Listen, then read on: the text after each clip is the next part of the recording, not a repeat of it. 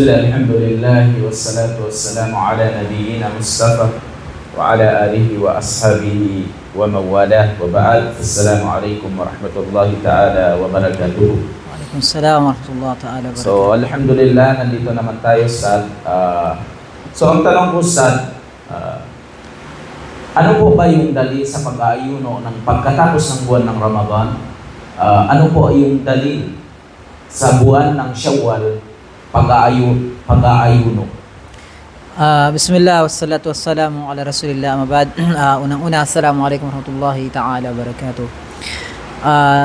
Yung dalil dito sa istihbab, pag sinabi nating istihbab ay sa pagiging sunnah ng pag-ayuno sa buwan ng Shawwal pagkatapos ng Ramadan.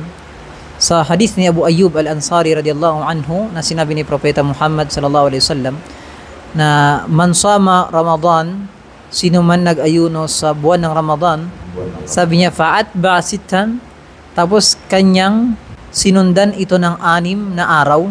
Yung buwan ng Shawwal. Ibig sabihin, sa buwan ng Shawwal ito, sinundan niya ng 6 na araw na pag-ayuno sa buwan ng Shawwal, min Shawwal, sabi niya, kana kasiyamid dahar, ay kahalintulad ng parang nag-ayuno siya ng 1 taon. Allah. So yun ang dalil na binanggit sa hadith ni Propeta Muhammad sallallahu alaihi wasallam.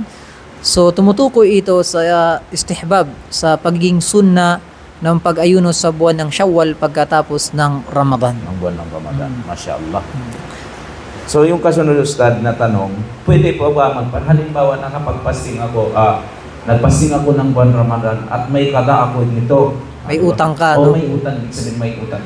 Pwede po ba, or ano po ang mas mainam pagkatapos ng buwan ng Ramadan, ito ay magpapasting ako ng buwan ng Shawwal agad ng 6 na araw, or babayaran ko pa yung aking utang sa loob ng buwan ng Ramadan? Actually dito maraming nakukonfuse sa ganyan case, sa sitwasyon na ganyan. Pero base sa hadith at binanggit ng mga ulama ay shart ng tarattub, may condition dito para ma-attain mo yung reward ng kahalintulad ng pag-ayuno sa 1 taon.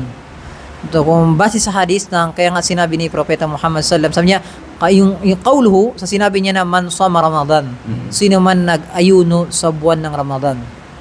So doon sa salita na sinabi niya na sino man nag-ayuno sa buwan ng Ramadan, nangangahulugan adaan wa qadaan. Pag sinabi na adaan ay kanyang ginawa yung buong Ramadan. Kaya sabi niya doon, sino man nag-ayuno ng buong Ramadan, ng Ramadan. Hindi niya sinabi dito ng sino man nag-ayuno sa ibang Ramadan. Hindi, sinabi niya Ramadan ay nangangahulugan dito na pinag-ayunuhan niya muna o nag-fasting siya ng buong Ramadan, tinapos niya muna yung obligado ng buwan ng Ramadan. Pagkatapos ng Ramadan o during Ramadan, tapos ay adaan wa qadaan, at kung may utang siya ay kanyang binayaran.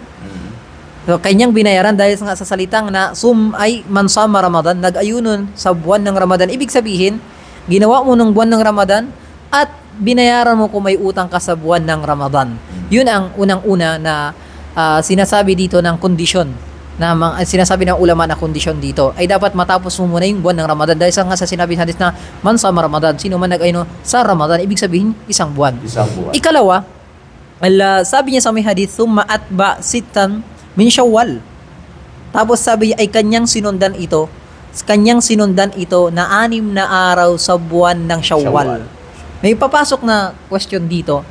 Ang sasabihin, maaari ba na kung saan mag-fasting lang ako ng 3 araw, papasok na ba yon sa ma-attain na ba ng 1 tao yung reward ng kahalintulad ng pag-ayuno ng 1 taon kung 3 araw lang ang pag-ayuno niya sa buwan ng Shawwal, o 4 na araw, 5 araw, hindi niya na kompleto ang 6 na araw, ay hindi pa din. Hindi pa papasok yung reward doon kung kulang siya.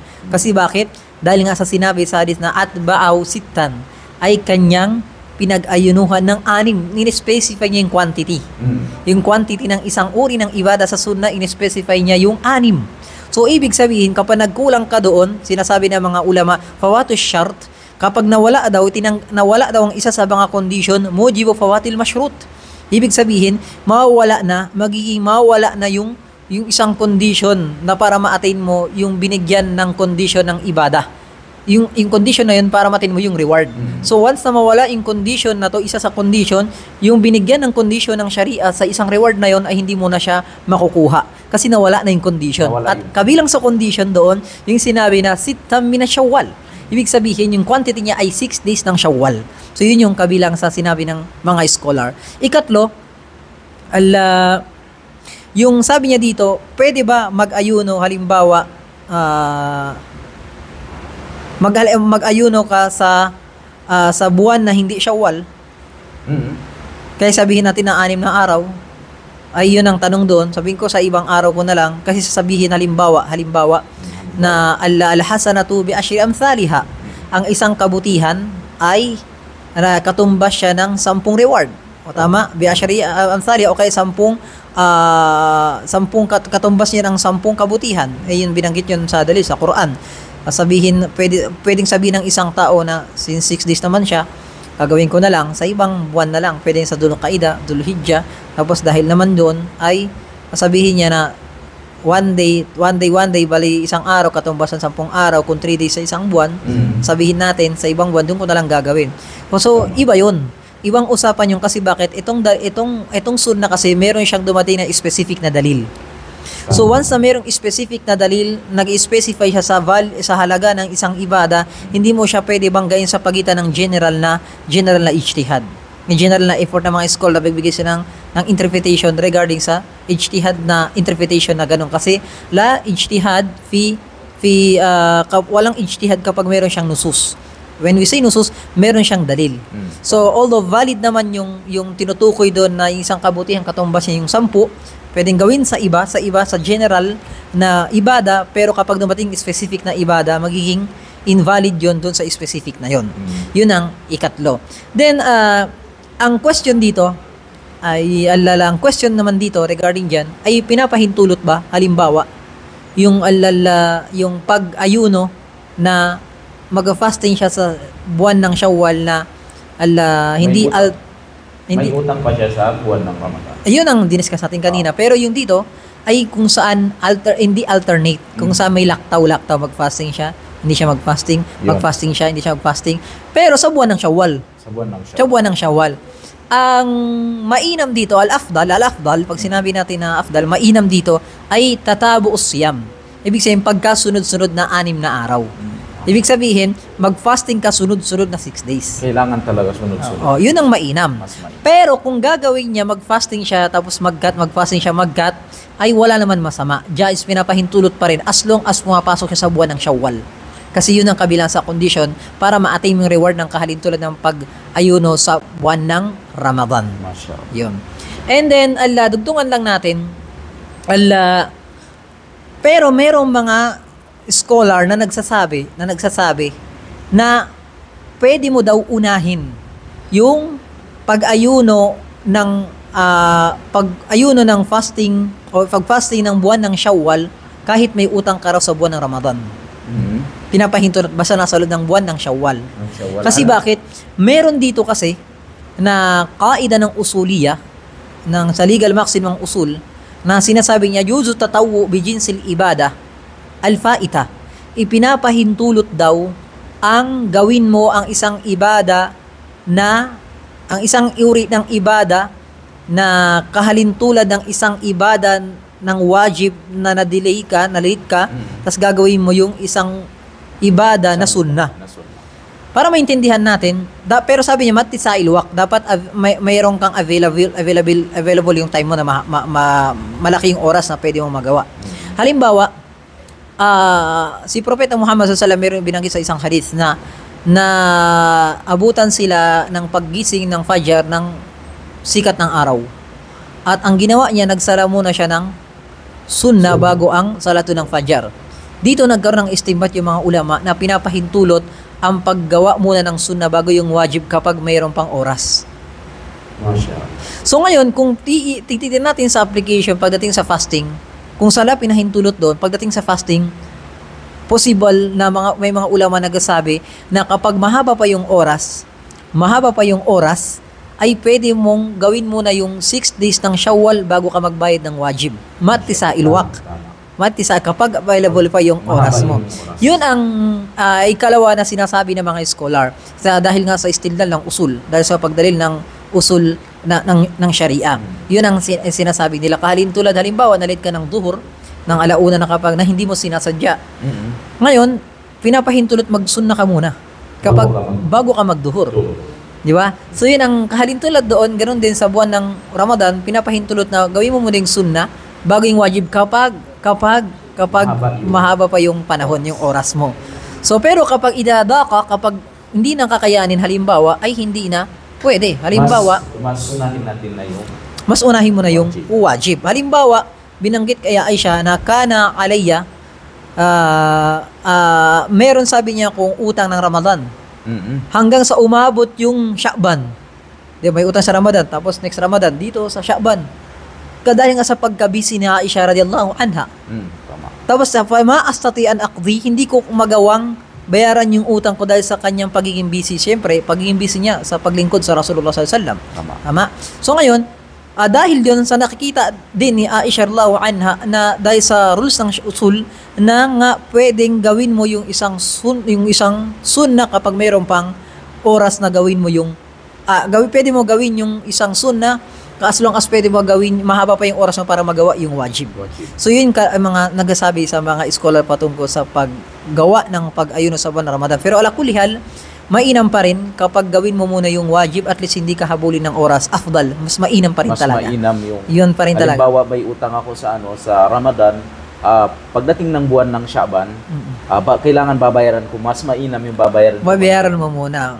Ganun din, kaya ambaw sa Shawwal, dahil isang buwan lang naman yung Shawwal, mas mainam yung bayaran mo muna yung Ramadan bago ka magayon ng Shawwal. Kung hindi mo na maabutan yung 6 na araw ng Shawwal kasi nga nagbayad ka ng utang, ay yun na yung qadar ng Allah Ta'ala. As long as nag-iniyat ka naman, wa insyaallah Ta'ala, mayroon binanggit sa isang hadith na ang Allah Ta'ala ay sa malapit sa kahulugan ay kanyang binibigay yung kabutihan ng isang tao ng ibada ng kanyang ginagawa palagi kahit may sakit siya.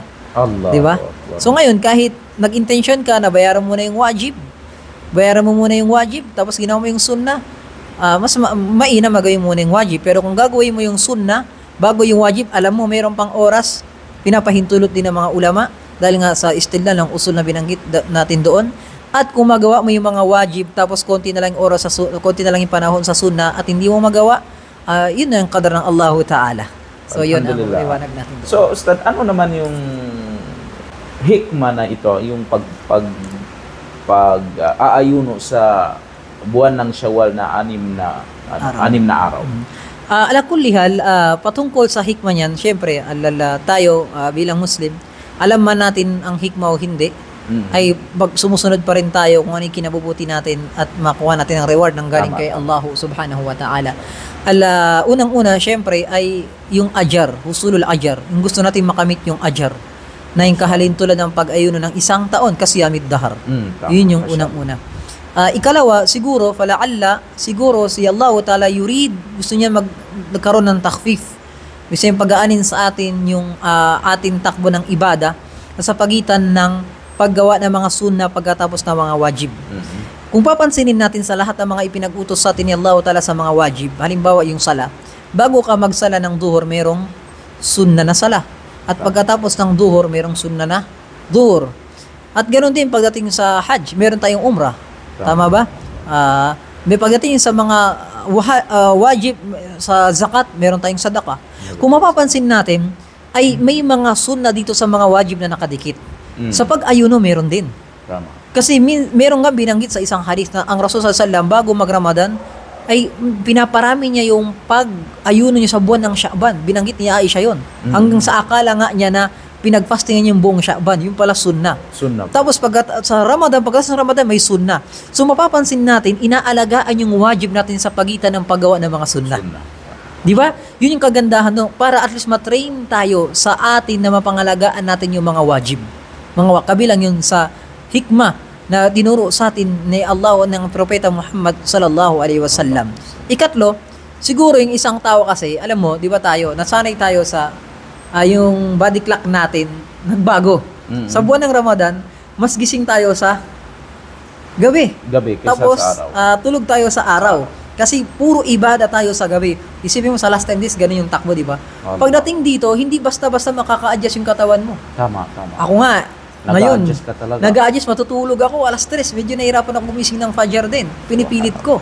Di ba? Tapos pagkatapos ng Fajr, matutulog tayo. So nagkakaroon ng adjustment sa atin, sa body clock natin. Siguro, para hindi mabigla rin yung katawan natin, kabilang sa tinuro sa atin yung sunna rin, di ba? Yung sunnah, Yung sunna, o sige, para hindi mabigla yung katawan mo, okay, may sunna, na may gantimpala ka na, tapos hindi pa mabibigatan yung katawan mo kasi nga nasanay ka doon sa body clock mo pag nung buwan ng Ramadan, lalo na sa last 10 days. Masya. So, siguro yan ay kabilang sa mga hikmah ni Allah Ta'ala at sa sunna ni Propeta Muhammad sallallahu alaihi wasallam kung bakit tinuro sa atin yung mga ganitong mga uri ng ibada sa atin, insyaallah ta'ala. Bukod pa doon, Ustad, yung gantimpala pa noon, mashallah. O yung gantimpala pa Gantimpala noon, pa nasa nun. isang taon, Nasa di ba? isang taon. Para ka nag-ayunan ng isang taon na binigay sa atin. Yun yung kagandahan din sa tinuro sa atin ng reliyon ng Islam.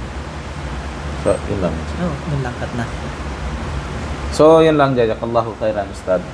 Wa naqulu subhanaka wa bihamdika wa nashhadu an la ilaha illallah wa natubu ilaik.